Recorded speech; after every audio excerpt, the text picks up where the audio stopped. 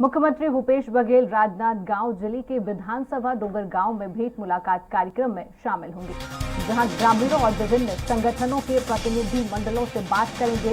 इसके साथ ही अधिकारियों की बैठक लेकर समीक्षा करेंगे और 11 बजे प्रेस वार्ता को संबोधित करेंगे। मुख्यमंत्री सुबह 11:10 से जांजगीर से प्रस्थान कर दोपहर 12 बजे डोंगरगांव विधानसभा क्षेत्र पहुंचेंगे।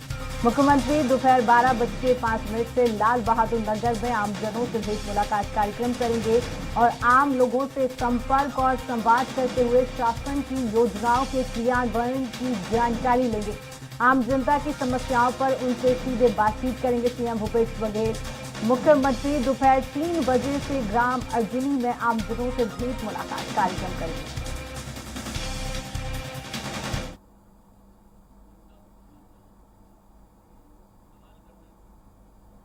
तो इसी खबर में अधिक जानकारी के लिए हमारे साथ फोन लाइन पर दिलीप साहू जुड़ चुके हैं। तो दिलीप, क्या कुछ जानकारी, मुख्यमंत्री भूपेश बघेल राजनांदगांव के दौरे पर रहने वाले हैं?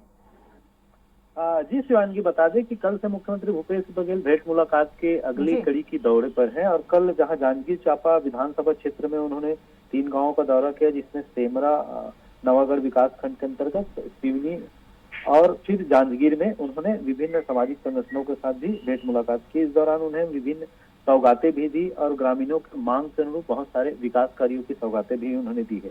और इन तमाम चीजों को और मांग को ध्यान में रखते हुए आज वे सुबह 10 बजे जांजगीर में ही अधिकारियों के साथ समीक्षा बैठक करेंगे, जिसमें विधानसभा क्षेत्र में सरकारी योजनाओं की क्या स्थिति है इसकी जायजा लेंगे और जमीनी स्तर पर इनके क्रियान्वयन को लेकर फीडबैक भी लेंगे। साथ ही साथ विभिन्न विकास कार्यों की सौगात भी देने वाले हैं मुख्यमंत्री भूपेश बघेल। इसके बाद फिर वे प्रेस कॉन्फ्रेंस कर मीडिया से भी रूबरू होंगे। फिर वे करीब 12 बजे वहां से डोंगरगढ़ विधानसभा क्षेत्र के डोंगरगांव विकास खंड के अंतर्गत मक्का टोला तालाब के पास पहुंचेंगे और वहां लाल बहादुर नगर में करीब 12 बजे से भेंट मुलाकात कार्यक्रम में शामिल होंगे। और बता दें शिवांगी, जिस तरह से मुख्यमंत्री भेंट मुलाकात के प्रदेशव्यापी अभियान पर निकले हुए हैं और इस दौरान वे लोगों से सीधा आमजनों से संपर्क करते हैं, उनके साथ संवाद करते हैं, बातचीत करते हैं, उनकी समस्याओं से रूबरू होते हैं और इस दौरान सरकार की योजनाओं के क्रियान्वयन की भी जानकारी लेते हैं। साथ ही साथ आम जनता की समस्याओं से उनको छोटी छोटी जो समस्याएं आती है उसका तत्काल निराकरण भी करते हैं। इसके अलावा जो सामान्य सरकार की जितनी योजनाओं का जो लागू होते हैं, जैसे सरकारी योजनाएं जितनी है, खासकर की भूपेश सरकार की योजनाएं हैं, फ्लैगशिप इनकी योजनाएं जिनमें नरवा गरवा घुरवा बारी की बात करें या गोधन न्याय योजना है। अभी धान खरीदी इनकी चल रहा है तो इसमें इनपुट सब्सिडी भी दिया जा रहा है राजीव गांधी किसान न्याय योजना के अंतर्गत। इन तमाम योजनाओं का भी समीक्षा भी करते हैं। साथ ही साथ जिन क्षेत्रों में जाते हैं वहां की स्कूल के अलावा जो राजस्व विभाग के कार्यालय है या थाने हैं, जो भी आसपास नजर आते हैं उन जगहों पर औचक निरीक्षण भी करते हैं, ताकि वहां जो किस तरह से काम हो रहे हैं और जनता कितने खुश है नाखुश है इनकी तमाम जानकारी उनको मिलती है। और इसके बाद जनता के साथ सीधे संवाद भी करते हैं। इस दौरान वे अपनी जो समस्याएं लेकर आते हैं उनसे भी चर्चा करते हैं और उनकी छोटी छोटी जो समस्याएं हैं, स्वास्थ्य संबंधी समस्याएं है या दूसरी छोटी छोटी मांगे हैं, उनका तुरंत निराकरण भी करते हैं। वहीं बड़ी जो समस्याएं आते हैं उनको नोट किया जाता है और अधिकारियों के साथ चर्चा के बाद में उसके निराकरण के लिए एक तिथि तय कर दी जाती है कि इतने दिनों के अंतर्गत उनका भी निराकरण किया जाएगा।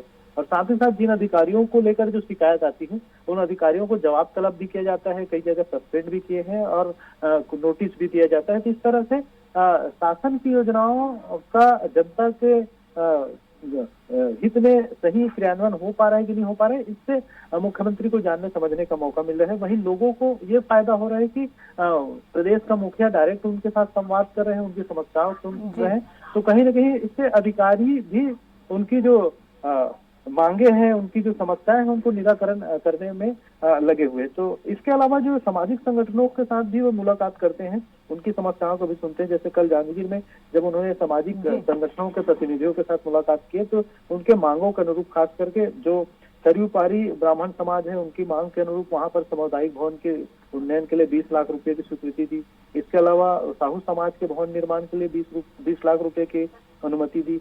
साथ ही साथ जिला मुख्यालय में यादव समाज के द्वारा भवन निर्माण के लिए 20 लाख की अनुमति दी। इसी तरह अथरिया कुर्मी छत्री समाज के सामाजिक भवन के लिए 20 लाख की स्वीकृति दी। इस तरह से लगातार अलग अलग मांगों के अनुरूप साथ ही साथ कन्नौजिया कुर्मी समाज की मांग के अनुसार शिवरी नारायण धर्मशाला के जीर्णोद्धार के लिए 50 लाख रुपए की स्वीकृति की है और इसके अलावा कहरा समाज के भवन निर्माण के लिए 10 लाख रुपए की स्वीकृति। इस तरह से सामाजिक जो संगठन है, सामाजिक लोग हैं, उनके प्रतिनिधियों से भी मुलाकात करते हैं। तो इस दौरान उनके मांगों के अनुरूप भी मुख्यमंत्री उनकी जी दिलीप मांगों का समाधान कर बने रहिए हमारे साथ दिलीप। अब अगली खबर में भी आपसे चर्चा करेंगे।